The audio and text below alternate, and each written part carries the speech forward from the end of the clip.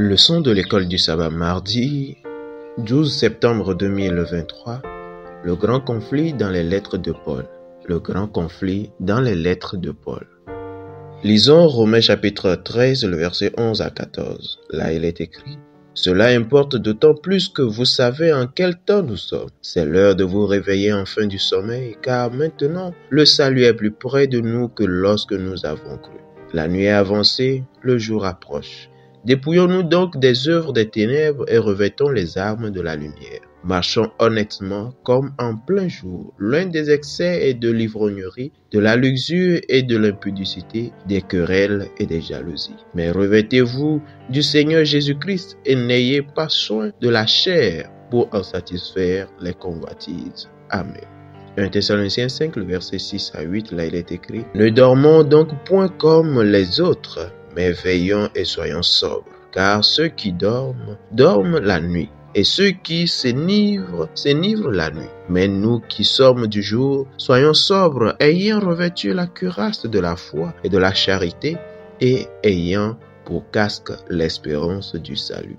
Amen.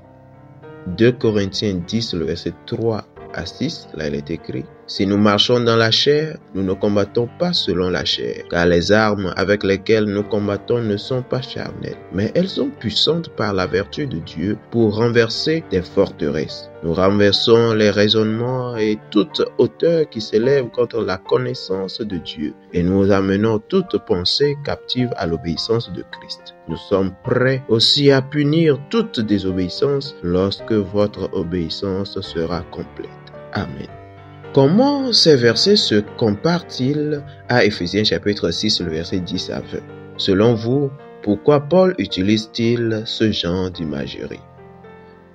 Dans ses lettres, Paul utilise fréquemment le langage et l'imagerie militaire, invitant les croyants à adopter un comportement exemplaire et militaire. Lorsqu'Éphésiens 6, le verset 10 à 20 représente son usage le plus long et le plus concentré, le langage militaire présente l'une de ses principales façons de comprendre l'histoire de l'Évangile. Après avoir vaincu les dominations et les autorités, à la croix, Colossiens 2, le verset 15, le Christ exalté élabore maintenant les résultats de cette victoire à partir de sa position de Seigneur exalté sur les puissances. Philippiens 2, le verset 9 à 11. Recrutant ses disciples comme combattants dans la guerre cosmique, Christ conduit les armées de la lumière vers un grand jour de victoire. 1 Corinthiens 15, le verset 54 à 58, 2 Thessaloniciens 2, le verset 8, Romains 16, le verset 20. En rassemblant les usages du symbolisme militaire par Paul, nous voyons qu'il comprend le conflit entre le bien et le mal comme étant, je cite, une guerre cosmique de longue durée, des combats qui vont et viennent entre deux armées qui s'affrontent à travers les âges jusqu'à ce que l'une gagne la confrontation finale. Fin de citation. Peter W. Wacky, St. Paul's Cosmic War Myth. A military version of the gospel. New York, Peter Lang, Publishing, INC 1998, page 1. L'emploi fréquent du thème de la guerre cosmique par Paul fait également partie de la lettre aux Éphésiens. Dans son appel aux armes, Éphésiens 6, le verset 10 à 20, Paul rassemble des éléments du conflit cosmique qu'il avait déjà utilisés.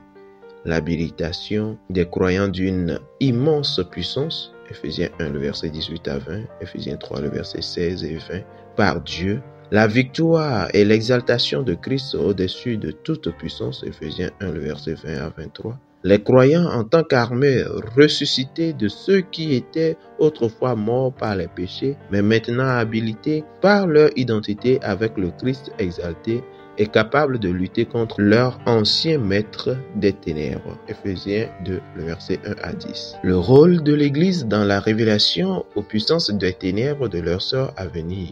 Éphésiens 3, le verset 10. L'usage du psaume 68, le verset 18 pour dépeindre Christ comme le divin guerrier conquérant.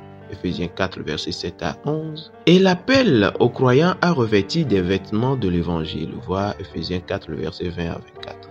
Pendant que nous sommes appelés à revêtir toutes les armes de Dieu, nous devons être bien préparés à comprendre le rôle central du conflit cosmique et aussi rester fermes dans l'assurance que nous avons de participer à la victoire ultime de Christ.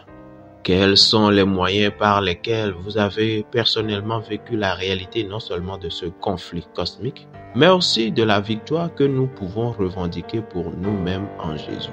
Pourquoi la compréhension de sa victoire pour nous est-elle si fondamentale pour notre espérance et notre expérience? Fidèles auditeurs et internautes, que Dieu vous garde. Amen.